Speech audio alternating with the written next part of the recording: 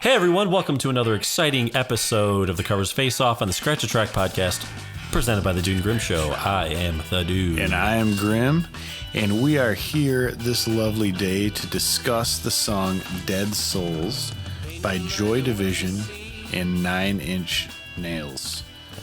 Covered by Nine Inch Nails. Covered by, yes. Well, I always say chronologically, like the original one first, but yes. Of course, yes.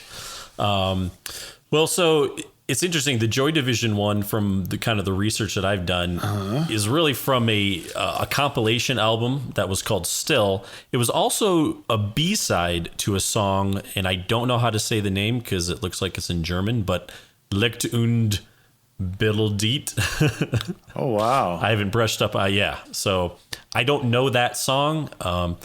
It could be a good one. I don't know if it was a hit.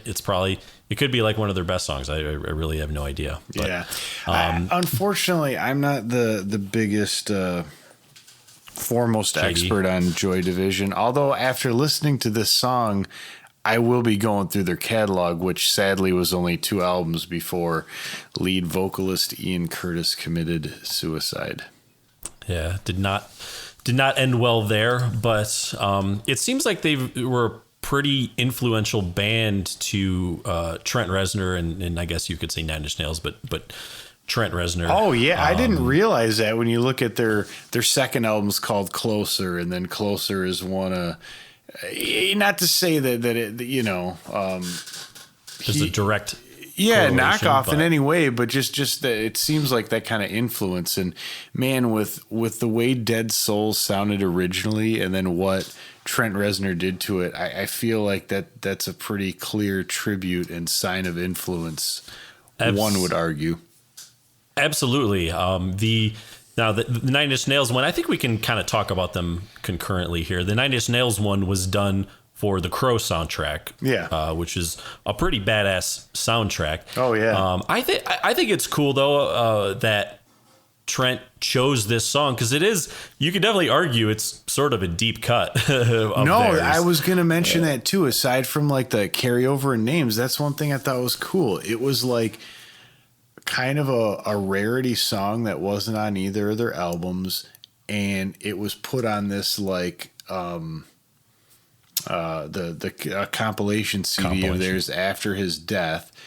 And yeah, a real deep cut. And then for Nine Inch Nails, it's not on any of their albums unless you get the Japanese cut of the Downward Spiral, because apparently it's on that one. But other than that, it's not on. I don't have the Japanese cut. I don't either. Spiral. The Japanese reissue and remaster. Well, it is on the. I have the American version of the deluxe, but the deluxe, yeah. And it's on there too.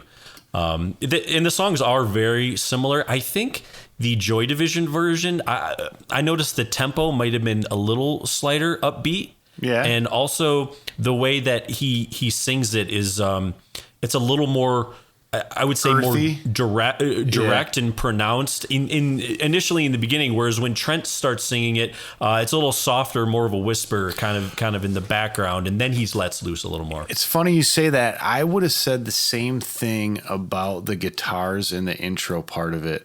I felt that they were just really quiet and kind of push back in the Nine Inch Nails mix, which is fine. I just liked hearing the Joy Division one where they were a little more prominent. Sure. And I feel like, I don't know, maybe if you could have had some sort of a build up, right before it kind of goes out, because it's interesting. Like the Joy Division one is more like dry, so to speak, and I really like that. It's more of like a punk sound, where Trent Reznor's is industrial and big sounding, and there's echo and and reverb. Sure. And it looks like, I mean, I think I don't have the year in front of me of when that compilation album was released, but it does include their last Joy Division's 81. last concert. Was it 81? October so the last concert 81, was in 81. Okay. And I mean, at that point, not to say that, production has anything to do with it, because the song, the Joy Division version, the production of it sounds very good. Oh, and it was done 2 years earlier in '79. They just sat on it. Anyways. Yeah. Yeah. Well, so I think, I mean, if you listen to both versions, it definitely is. We've done covers before that are completely different alterations of what maybe an original version is. Yeah. This one is definitely more of a tribute and an honor to the original version. I think they definitely, Trent and Nine Inch Nails definitely do it justice. Like it's Oh it's yeah. great. I think so. It was funny because I had a hard time as I listened to them both deciding which one I liked more. Yeah. And have you decided? I might have. Yeah, I did. Should we say? Okay. Actually, wait. Before we get into that, I would, hold your tongue, dude. I would be curious to know, and maybe some of the fans out there know, if Nine Inch Nails and Trent Reznor, did they have this recorded and were they kind of sitting on it, or did they record it specifically for the Crow soundtrack? I wasn't able to find much about it. I would be interested in that. And speaking of fans, if you get a second, please go ahead and like, subscribe, and comment below. That would be sweet. Mark it. Yeah. Well, and one thing is, I mean, if you look at the Crow soundtrack, it's a phenomenal soundtrack. I mean, you have songs by The Cure, STP, Rage, Violent Femmes, Helmet. Dude, a bunch of Pantera. Love the Helmet song. So there's some great songs. Now, I watched The Crow, I would say a month or two ago, and I did not notice this song in the actual film. Maybe it was just in the background. Maybe I missed it. So if anybody knows like what scene or what part this is in, maybe I just missed it. Because it's got too into the movie, dude. Yeah, well, yeah. But even when they play Stone Temple Pilots' Big Empty, it is the smallest part where they're driving in a car for like 2 seconds and you just hear it like going down the road, and that's like what you hear of it. I'm like, wow. Oh, wow. If I was Interesting. If I was SDP, I'd kind of be like, could you maybe played it a little longer? Oh, yeah. So it'd be great to know not that I would mind watching the movie again, but if somebody knows just offhand like what part that song comes in, if it comes in, it would be great to know. It'd be greatly appreciated. So it was prevalent on the soundtrack, regardless of the feature film. Absolutely. All right. Well, I digress, my friend. Why don't you tell me which version you prefer? Dude,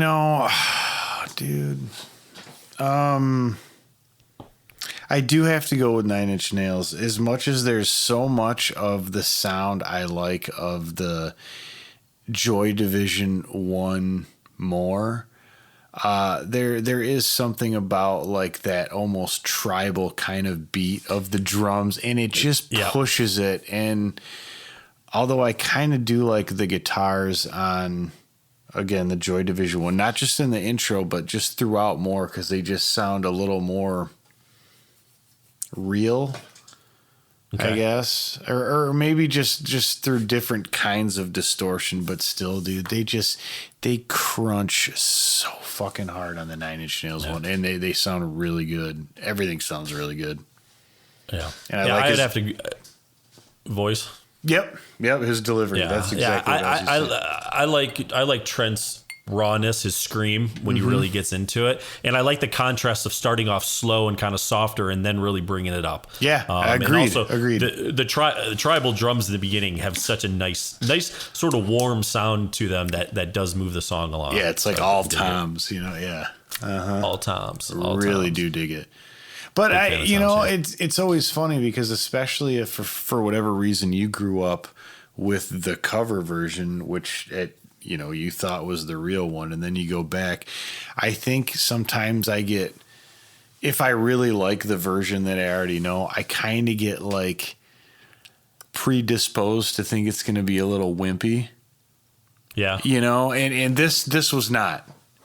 I did not. I thought it was really awesome. I mean, I still like the Nine Inch, but I thought it was a really awesome song, and it was interesting because, like you said, it was just different from a lot of ones we do, where it is a sea change of how you're doing it, and this was not. Totally, I'm with you, my friend. Yeah. All right, buddy. I think that wraps up Dead Souls on the Covers Face Off on the Scratch and Track podcast presented by the Dune Grimm Show, doesn't it? I think it does. I think it does.